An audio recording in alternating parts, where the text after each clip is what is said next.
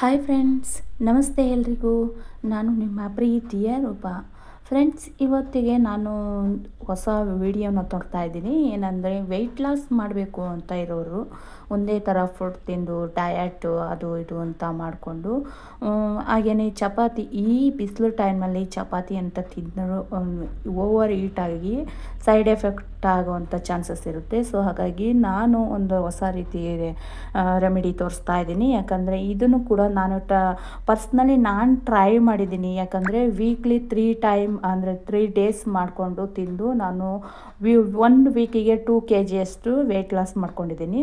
So ಅದಕ್ಕೋಸ್ಕರ ಇದು ತುಂಬ ಯೂಸ್ಫುಲ್ ಆಗುತ್ತೆ ಅನ್ನೋ ಕಾರಣಕ್ಕೋಸ್ಕರ ನಾನು ಈ ವಿಡಿಯೋನ ನಿಮಗೆ ತೋರಿಸ್ಬೇಕು ಅನ್ನೋದಕ್ಕೋಸ್ಕರ ವಿಡಿಯೋ ಮಾಡ್ತಾಯಿದ್ದೀನಿ. ಫ್ರೆಂಡ್ಸ್, ಮೊದಲಿಗೆ ನಾನು ಬೀಟ್ರೋಟ್, ಈರುಳ್ಳಿ, ಹಾಗೆ ಹಸಿರು ಮೆಣಸಿನ್ಕಾಯಿ, ಸ್ವಲ್ಪ ಕಾಯಿ ತುರಿನ ತೆಗೆದು ಎಲ್ಲನೂ ರೆಡಿ ಮಾಡಿ ಇಟ್ಕೊಂಡಿದ್ದೆ. ಇವಾಗ ಒಂದು ಬಾಣಲೆಗೆ ಎಣ್ಣೆ ಹಾಕ್ಕೊಂಡು ಸಾಸಿವೆ, ಸ್ವಲ್ಪ ಜೀರಿಗೆ, ಹಾಗೆ ಕರಿಬೇವಿನ ಸೊಪ್ಪು ಆಪ್ಷನಲ್ಲು, ನೀವು ಹಾಕ್ಕೊತೀನಿ ಅಂದರೆ ಹಾಕೊಬೋದು. ಸೊ ಹಾಗೆಯೇ ಹಸಿರು ಮೆಣಸಿನ್ಕಾಯಿ, ಈರುಳ್ಳಿ ಇಷ್ಟನ್ನು ಹಾಕಿ ಒಂದು ಬ್ರೌನ್ ಕಲರ್ ಬರೋ ತನಕನೂ ಫ್ರೈ ಮಾಡಬೇಕು. ಸೊ ನಾನು ಅಷ್ಟರಲ್ಲಿ ಇದ್ರ ಕಾಂಬಿನೇಷನ್ಗೆ ರಾಗಿ ರೊಟ್ಟಿನ ಮಾಡ್ಕೊತಾ ಇದ್ದೀನಿ. ರಾಗಿ ಅಂಬ್ಲಿ, ರಾಗಿ ಮುದ್ದೆ ಇದನ್ನೇ ತಿಂದು ಡಯಟ್ ಮಾಡೋರು ಏನಿರುತ್ತಾರೆ ಅಂದರೆ, ರೈಸ್ ಊಟ ಮಾಡಬಾರ್ದು ಜಾಸ್ತಿನ ಅಂತ ಬರೀ ರಾಗಿ ಅಂಬ್ಲಿ ಮಾಡ್ಕೊಳ್ಳೋದು, ರಾಗಿ ಗಂಜಿ ಮಾಡ್ಕೊಳ್ಳೋದು, ಹಾಗೆಯೇ ರಾಗಿ ದೋಸೆ ಮಾಡ್ಕೊಳ್ಳೋದು, ಹಾಗೆ ರಾಗಿ ಮುದ್ದೆ ಮಾಡ್ಕೊಳ್ಳೋದು, ಈ ಥರ ಮಾಡ್ತಾಯಿರ್ತಾರೆ. ಕೆಲವೊಬ್ರು ಏನು ಮಾಡ್ತಾರೆ ಅಂದರೆ, ವೆಯ್ಟ್ ಲಾಸ್ಗೋಸ್ಕರ ಚಪಾತಿ ತಿಂದರೂ ಕೂಡ ಸಣ್ಣ ಆಗ್ತಾರೆ ಅಂತ. ಹೌದು, ಚಪಾತಿ ಇರಬೇಕು, ಬಟ್ ಈ ಬಿಸಿಲಿನಲ್ಲಿ ಈ ಚಪಾತಿ ಒಳ್ಳೆಯದಲ್ಲ. ಯಾಕಂದರೆ ಸೈಡ್ ಎಫೆಕ್ಟ್ ಆಗೋವಂಥ ಚಾನ್ಸಸ್ ಇರುತ್ತೆ. ಯಾಕಂದರೆ ಚಪಾತಿ ಮೊದಲೇ ಹೀಟು. ಸೊ ಅದರಲ್ಲೂ ಈ ಬೇಸಿಗೆಯಲ್ಲಿ ನಾವು ಚಪಾತಿ ತಿಂದ್ವಿ ಅಂದರೆ ಓವರ್ ಹೀಟಾಗಿ ಕೂದಲು ಉದ್ರೋದು, ಹಾಗೆ ಕೈನಲ್ಲಿ ಸಿಪ್ಪೆ ಹಿಡಿಯೋದು, ಇಮ್ಡಿಗಲು ನಾವು ಇಮ್ಮಡಿ ಏನಿರುತ್ತೆ, ನಾವು ಮಣ್ಣಲ್ಲಿ ಓಡಾಡದೇ ಇದ್ದರೂ ಅಥವಾ ಕೊಟ್ಟಿಗೆ ಕೆಲಸಕ್ಕೆ ಅಂತ ಹೋಗದೇ ಇದ್ದರೂ ಕೂಡ ಇಮ್ಮಡಿ ಹೊಡೆಯುತ್ತೆ. ಯಾಕಂದರೆ ಅದು ಓವರ್ ಹೀಟ್ ಆಗಿರೋದ್ರಿಂದ. ಹಾಗೆಯೇ ಉರಿ ಮೂತ್ರ ಕಾಣಿಸ್ಕೊಳ್ಳೋದು, ಹೊಟ್ಟೆ ಉರಿಯೋದು, ಗ್ಯಾಸ್ಟ್ರಿಕ್ ಪ್ರಾಬ್ಲಮ್ ಆಗೋದು, ತೇಕೋದು, ಹಾಗೆಯೇ ತೇಕಿದ ತಕ್ಷಣ ಈ ಎದೆ ಉರಿ, ಕಿವಿ, ಮೂಗತ್ರ ಎಲ್ಲ ಪ್ರಾಬ್ಲಮ್ಸ್ ಎಲ್ಲ ಕಾಣಿಸ್ಕೊಳುತ್ತೆ. ಸೊ ಅದಕ್ಕೋಸ್ಕರ ಚಪಾತಿನ ಈ ಟೈಮಲ್ಲಿ ಜಾಸ್ತಿ ಯೂಸ್ ಮಾಡಬೇಡಿ ಅಂತ ಹೇಳ್ತಾ, ಹಾಗೆಯೇ ಈ ರೀತಿ ನೀವು ಟ್ರೈ ಮಾಡಿ ನೋಡಿ, ಒಂದು ಸಲ ಗೊತ್ತಾಗುತ್ತೆ. ಯಾಕಂದರೆ ಇದನ್ನು ನಾನು ವೀಕ್ಲಿ 3 ಡೇಸ್ ಮಾಡಿಕೊಂಡು ತಿಂತಾ ಇರ್ತೀನಿ. ಅದಕ್ಕೋಸ್ಕರ ನನಗೆ 1 ವೀಕಿಗೆ 2 kg ಅಷ್ಟು ವೆಯ್ಟ್ ಲಾಸ್ ಆಗಿದೆ.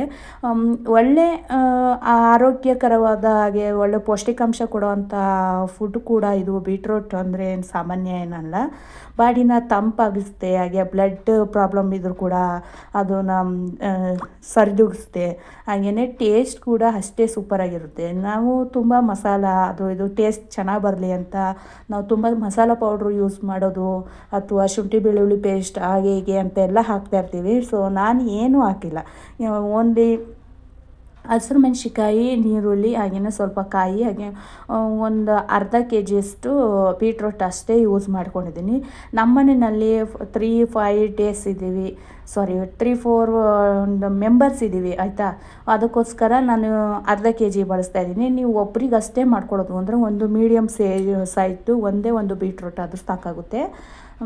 ನಾನು ಅಷ್ಟು ಜನ ಇರೋದ್ರಿಂದ, ಒಂದು 4-5 ಜನ ಇರೋದ್ರಿಂದ ನಾನು ಸ್ವಲ್ಪ ಜಾಸ್ತಿನೇ ಮಾಡ್ಕೊತಾ ಇದ್ದೀನಿ.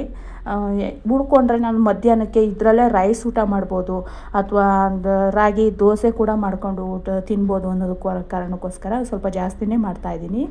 ಸೊ ಇದಕ್ಕೆ ನಾವು ಫಸ್ಟಿಗೆ ಎಲ್ಲ ಈರುಳ್ಳಿ ಎಲ್ಲ ಬ್ರೌನ್ ಕಲರ್ ಬಂದ ನಂತರ ನಾನು ಅದಕ್ಕೆ ಬೀಟ್ರೋಟ್ನ ಹಾಕ್ಕೊಂಡಿದ್ದೀನಿ. ಬೀಟ್ರೋಟನ್ನ ತುಂಬ ಎಲ್ಲ ಈರುಳ್ಳಿ ಒಳಗಡೆ ಎಲ್ಲ ಮಿಕ್ಸ್ ಆಗೋ ಥರ ನೀಟಾಗಿ ಮಿಕ್ಸ್ ಮಾಡ್ಕೋಬೇಕು. ನಂತರ ಇದಕ್ಕೆ ನೀರು ಆ್ಯಡ್ ಮಾಡೋ ಅವಶ್ಯಕತೆ ಇಲ್ಲ. ಯಾಕಂದರೆ ಬೀಟ್ರೋಟ್ನಲ್ಲಿ ತುಂಬ ನೀರಿನಂಶ ಇರೋದ್ರಿಂದ ನಾವು ಒಗ್ಗರಣೆಯಲ್ಲಿ ಬಾಡಿಸುವಾಗಲೇ ಕಾಣಿಸ್ತಾ ಇರ್ಬೋದು ನಿಮಗೆ ನೀರು ಯಾವ ರೀತಿ ಕುದಿತಾ ಇದೆ ಅದರೊಳಗಡೆ ಅಂತ. ನಾನು ಒಂದೇ ಒಂದನಿ ನೀರು ಕೂಡ ಆ್ಯಡ್ ಮಾಡಿಲ್ಲ, ಬಟ್ ಬೀಟ್ರೋಟ್ನಲ್ಲೇ ಇರೋವಂಥ ನೀರಿನಂಶ ಎಲ್ಲ ಬಿಡ್ಕೊತಾ ಇದೆ. ಅದರಲ್ಲೇ 3/4 ಭಾಗ ಬೇಯಬೇಕು. ಆ ನಂತರ ಏನಾದರೂ ಬೇಯಲಿಕ್ಕೆ ನೀರಿನಂಶ ಇಲ್ಲ, ಕಡಿಮೆ ಆಗಿದೆ ಅನ್ನೋ ಟೈಮಲ್ಲಿ ಮಾತ್ರ ಸ್ವಲ್ಪ ಒಂದು ಕಾಫಿ ಲೋಟದಷ್ಟು ನಂದು ನೀರನ್ನ ಆ್ಯಡ್ ಮಾಡಿ ಮಿಕ್ಸ್ ಮಾಡ್ಕೊಳ್ಳಿ. ನಂತರ ಮುಕ್ಕಾಲು ಭಾಗ ಬೆಂದ ನಂತರನೇ ನಾವು ಉಪ್ಪು ಹಾಕಬೇಕು. ಇವಾಗಲೇ ಉಪ್ಪು ಹಾಕಿದರೆ ಅದೇನಾಗುತ್ತೆ, ಅದು ಬೇಯ್ತಾ ನೀರಿನ ಅಂಶ ಎಲ್ಲ ಕಡಿಮೆ ಆಗುತ್ತೆ. ಆವಾಗ ಸ್ವಲ್ಪ ಬೆಂದ ಮೇಲೆ ಅದು ಏನಾಗುತ್ತೆ, ಸ್ವಲ್ಪ ಉಪ್ಪಾಗೋವಂಥ ಚಾನ್ಸಸ್ ಇರುತ್ತೆ. ಹಾಗಾಗಿ ಮುಕ್ಕಾಲು ಭಾಗ ಬೆಂದ ಮೇಲೆ ಅದಕ್ಕೆ ಉಪ್ಪು ಹಾಕಬೇಕು. ಹಾಗೆಯೇ ನಾನು ರಾಗಿ ರೊಟ್ಟಿನ ಕೂಡ ರೆಡಿ ಮಾಡ್ಕೊತಾ ಇದ್ದೀನಿ. ರೊಟ್ಟಿ ಕಾಂಬಿನೇಷನ್ ಚೆನ್ನಾಗಿರುತ್ತೆ ಇದಕ್ಕೆ. ರಾಗಿ ದೋಸೆ ಅಥವಾ ಚಪಾತಿ ಯಾವುದೇ ಕೂಡ ಕಾಂಬಿನೇಷನ್ ಚೆನ್ನಾಗಿರುತ್ತೆ. ಬಟ್ ನಮಗೆ ವೆಯ್ಟ್ ಲಾಸ್ ಮಾಡಲೇಬೇಕು ಅನ್ನೋರು ಮಾತ್ರ ದೋಸೆ ಆಗಲಿ ಅಥವಾ ಚಪಾತಿ ಒಳ್ಳೆಯದೇ, ಬಟ್ ಸೈಡ್ ಎಫೆಕ್ಟ್ ಆಗೋವಂಥ ಚಾನ್ಸಸ್ ಇರುತ್ತೆ ಈ ಬಿಸಿಲು ಟೈಮ್ನಲ್ಲಿ. ಆದ್ದರಿಂದ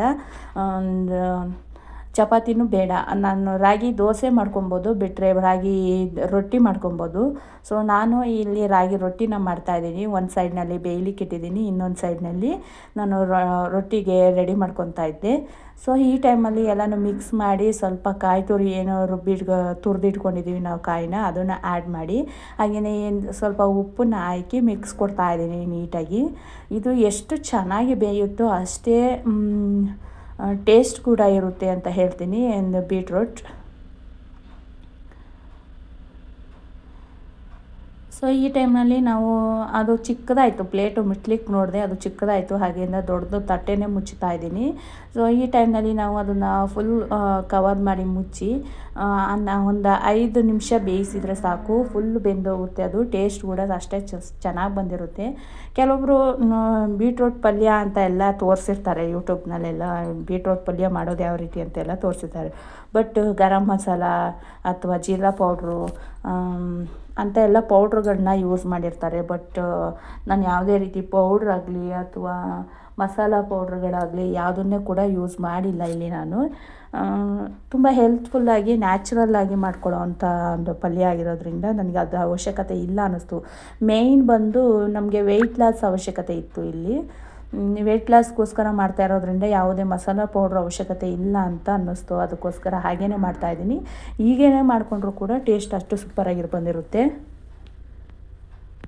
ನೀವು ಒಂದು ಸಲ ಟ್ರೈ ಮಾಡಿ ನೋಡಿ, ಇದರ ಟೇಸ್ಟ್ ಹೇಗೆ ಬಂದಿದೆ ಅಂತ. ನೀವೇ ಕೂಡ ಪದೇ ಮಾಡ್ಕೊಂಡು ತಿನ್ನಬೇಕು, ಅಷ್ಟು ಟೇಸ್ಟಾಗಿ ಬಂದಿರುತ್ತೆ. ಸೊ ಹಾಗೆಯೇ ವೆಯ್ಟ್ ಲಾಸ್ ಮಾಡೋದಕ್ಕೆ ಒಳ್ಳೆ ರೆಮಿಡಿ ಅಂತ ಹೇಳ್ಬೋದು ಇದನ್ನು. ಹಾಗೆ ಟೇಸ್ಟ್ ಕೂಡ ಅಷ್ಟೇ ಚೆನ್ನಾಗಿ ಬಂದಿರುತ್ತೆ ಅಂತ ಹೇಳ್ತಾ, ಇನ್ನೊಂದು ಸ್ವಲ್ಪ ಉಪ್ಪು ಬೇಕು ಅನ್ನಿಸ್ತು, ನಾನು ಅದಕ್ಕೆ ಇನ್ನೊಂದು ಸ್ವಲ್ಪ ಉಪ್ಪು ಆ್ಯಡ್ ಮಾಡ್ತಾಯಿದ್ದೀನಿ.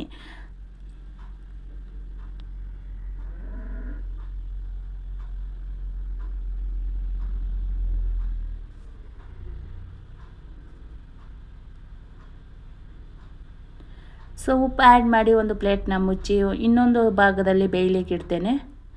ಸೊ ಇನ್ನೊಂದು ಸೈಡ್ನಲ್ಲಿ ಬೇಯಲಿಕ್ಕೆ ಇಟ್ಟಿದ್ದೀನಿ ಪಲ್ಯಕ್ಕೆ, ಮತ್ತು ಈ ಸೈಡ್ನಲ್ಲಿ ನಾನು ತವ ಇಟ್ಟಿದ್ದೀನಿ. ತವ ಇಟ್ಟು ಅದ್ರ ಮೇಲೆ ರೊಟ್ಟಿನ ಹಾಕ್ಕೊಳ್ತಾ ಇದ್ದೀನಿ.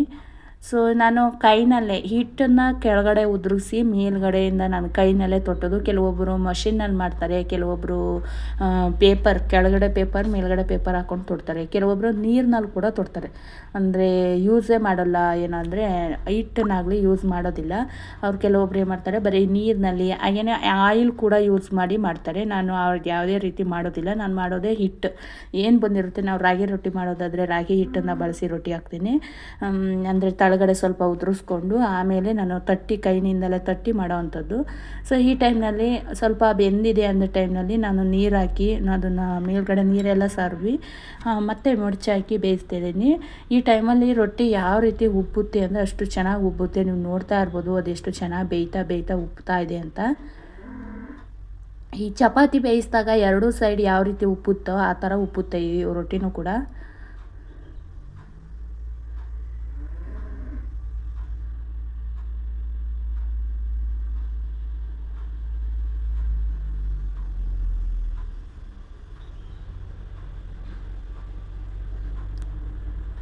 ಅರ್ಧ ಬೆಂದರೆ ಟೇಸ್ಟ್ ಕೂಡ ತಿನ್ನೋದಕ್ಕೆ ಚೆನ್ನಾಗಿರಲ್ಲ. ಹಾಗೆ ಕಲ್ಲಿನಲ್ಲಿ ಕಡಿಯುವಾಗ ಏನಂದರೆ ಅಲ್ಲಿಗೆಲ್ಲ ಅಂಟುಕೊಂಡಂಗೆ ಆಗುತ್ತೆ. ಹಾಗಾಗಿ ತಿರುಗಿಸಿ ಸುತ್ತಲೂ ಬೇಯಿಸೋ ಥರ, ಅಂದರೆ ಒಲೆನಲ್ಲಿ ಬೇಯಿಸಲಿಕ್ಕೆ ಚೆನ್ನಾಗಿರುತ್ತೆ ಇದೆಲ್ಲ. ಬಟ್ ನಾವು ಗ್ಯಾಸ್ ಸ್ಟವ್ ಮೇಲೆ ಬೇಯಿಸೋದ್ರಿಂದ ಸುತ್ತಲೂ ತಿರುಗಿಸಿ ಬೇಯಿಸ್ತಾ ಇದ್ದೀನಿ. ಸುತ್ತಲೂ ಬೆಂದ್ರೇ ಟೇಸ್ಟ್ ಚೆನ್ನಾಗಿರೋದು. ನೀವು ನೋಡ್ತಾ ಇರ್ಬೋದು ಬೇಯ್ತಾ ಅದು ಯಾವ ರೀತಿ ಉಬ್ತಾ ಇದೆ ಅಂತ.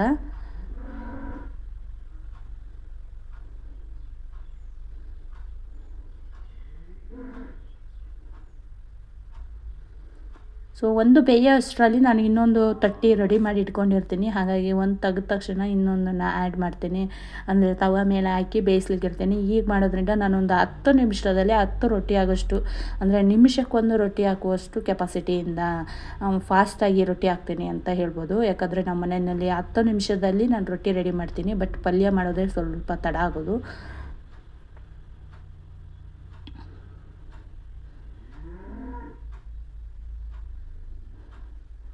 ಒಂದಕ್ಕೆ ಬೇಯಿಸಿ ಅದು ನೀರು ಸರ್ವಿ ಮುಚ್ಚಾಕಿದ ಮೇಲೆ ಅದು ಬೇಯೋ ಅಷ್ಟರಲ್ಲಿ ಇನ್ನೊಂದು ರೊಟ್ಟಿ ತಟ್ಟಿ ರೆಡಿ ಮಾಡಿ ಇಟ್ಕೊಂಡಿರ್ತೀನಿ.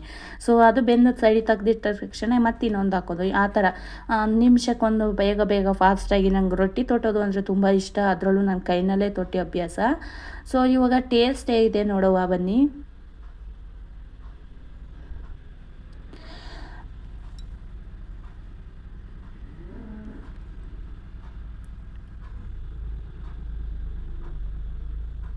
ಬಾಯಿನಲ್ಲಿ ಇಡ್ತಾ ಇದ್ದಂಗೆ ಅದ್ರ ಖಾರ ಉಪ್ಪು ಏನಿದೆ ಅದೆಲ್ಲ ಟೇಸ್ಟ್ ಏನು ಸಖತ್ತಾಗಿ ಕೊಡ್ತಾಯಿತ್ತು ಅಂದರೆ ರೊಟ್ಟಿಗೆ. ನಾನು ಒಂದು ತುತ್ತು ತಿಂದು ನೋಡುವ ಅಂತ ಅನ್ನೋದಕ್ಕೋಸ್ಕರ ಟೇಸ್ಟ್ ಹೇಗಿದೆ ನೋಡುವ ಅಂತ ಒಂದು ತುತ್ತು ಬಾಯಿಗಿಟ್ಟೆ. ಬಟ್ ಒಂದು ತುತ್ತು ತಿಂದಿದ ಮೇಲೆ ಸುಮ್ಮನೆ ಇರಲಿಕ್ಕಾಗಲಿಲ್ಲ ಅದು ಟೇಸ್ಟ್ ನೋಡಿ. ಹಾಗಾಗಿ ತಿಂತಾನೆ ರೊಟ್ಟಿ ನಾನು ಹಾಕಿ ರೊಟ್ಟಿ ರೊಟ್ಟಿ ಹಾಕಿ ಮುಗಿಸೋ ಅಷ್ಟರಲ್ಲಿ ನಾನು ಒಂದು ರೊಟ್ಟಿ ಆಲ್ರೆಡಿ ನಂದು ಬ್ರೇಕ್ಫಾಸ್ಟು ತಿಂಡಿ ರೆಡಿ ಮಾಡ್ತೇನೆ ಮುಗಿದೋಗಿತ್ತು. ಅಷ್ಟು ಚೆನ್ನಾಗಿತ್ತು ಟೇಸ್ಟ್ ಅಂತ ಹೇಳ್ಬೋದು. ನೀವು ಕೂಡ ಒಂದು ಸಲ ಟ್ರೈ ಮಾಡಿ ನೋಡಿ ಮನೆಯಲ್ಲಿ ಹೇಗೆ ಬಂತು ಅನ್ನೋದನ್ನು ನನಗೆ ಕಮೆಂಟ್ ಮೂಲಕ ತಿಳಿಸಿ. ಹಾಗೆಯೇ ಈ ವಿಡಿಯೋ ನಿಮಗೆ ಇಷ್ಟ ಆದರೆ ಒಂದು ಲೈಕ್ ಮಾಡಿ, ಶೇರ್ ಮಾಡಿ. ನೀವೇನು ಹೊಸ್ದಾಗಿ ಏನಾದರೂ ನನ್ನ ಚಾನಲ್ ನೋಡೋರಾಗಿದ್ದರೆ ದಯವಿಟ್ಟು ಸಬ್ಸ್ಕ್ರೈಬ್ ಮಾಡ್ಕೊಂಡು ನೋಡಿ ಅಂತ ಹೇಳ್ತಾ ಥ್ಯಾಂಕ್ ಯು ಸೋ ಮಚ್ ಈ ವಿಡಿಯೋನ ಫುಲ್ ವಾಚ್ ಮಾಡಿದ್ದಕ್ಕೆ.